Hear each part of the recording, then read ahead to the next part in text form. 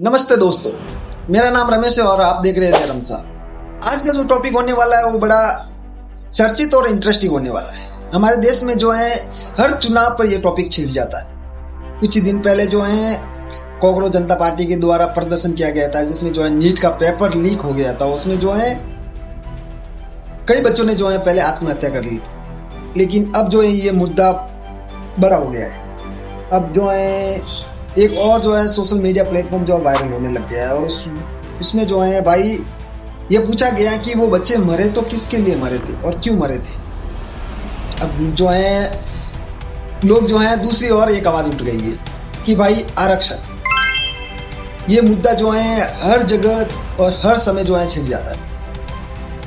मैं आप लोगों को बता दूं कि आरक्षण जो है 1950 में जो है लागू किया गया था और केवल 10 साल के लिए।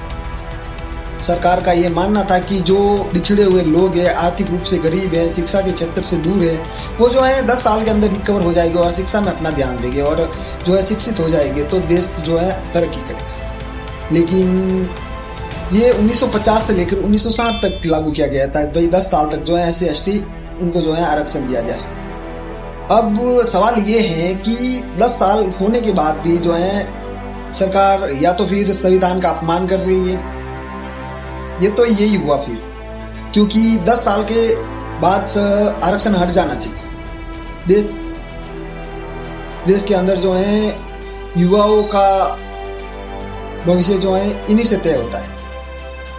अब आप सोचिए कि आप जो है जनरल कैटेगरी से और एक SC ST या कुछ OBC का ले लो, आपको जो है नीट का एग्जाम पास करने के लिए 680 प्लस नंबर लाने पड़ेंगे और एक जो है अभी हाल ही के अंदर -40 से भी पास हुए, तो प्रतिभा तो गई भाई, हुनर जो है वो गया।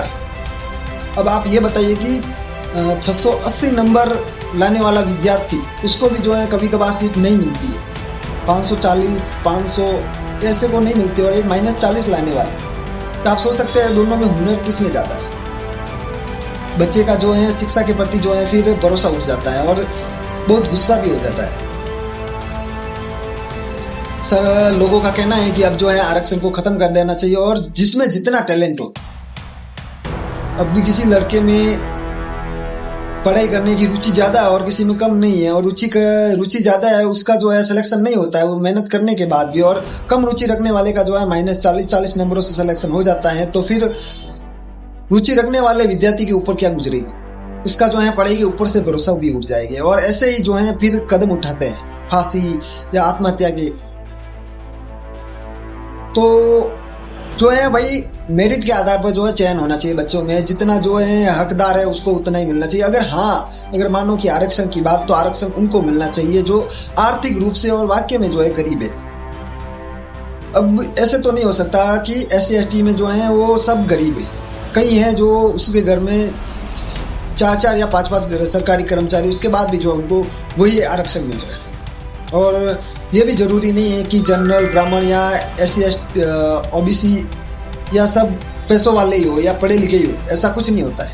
ये भी गरीब होते हैं। लेकिन सोचने की बात यह है कि आरक्षण को जो है कब तक ऐसे ही जो है युवाओं की प्रतिभाओं को छुपाए रखेगा। अब समय आगे आए, या तो फिर आरक्षण को खत्म कर लो।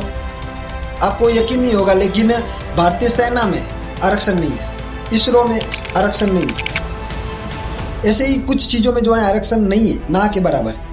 लेकिन शिक्षा के क्षेत्र में जो है हर बार इसको घुसाया जाता है और सरकार जो है रोटियां सेकती है, दोनों तरफ सेकती है। जब चुनाव आएंगे तो आरक्षण और चलाएगी और SC ST OBC सबका जो है वो गोल मिक्स कर देगी। अपना चुनाव जीतने के लिए वो कई सारे वादे भी कर लेगी। पर आपको थोड़ा ध्यान देना चाहिए शिक्षा के क्षेत्र कि आने वाली पीढ़ी जो है इस पर निर्भर करेगी। और रही बात इसकी, आरक्षण हट जाएगा तो जो है जातिवाद भी हट जाएगा, जाति भी हटा देनी चाहिए, सरकार को सब एक समान कर देना चाहिए। बाकी आपकी राय, आपको कैसा लगा, बाकी कमेंट में जरूर बताएं।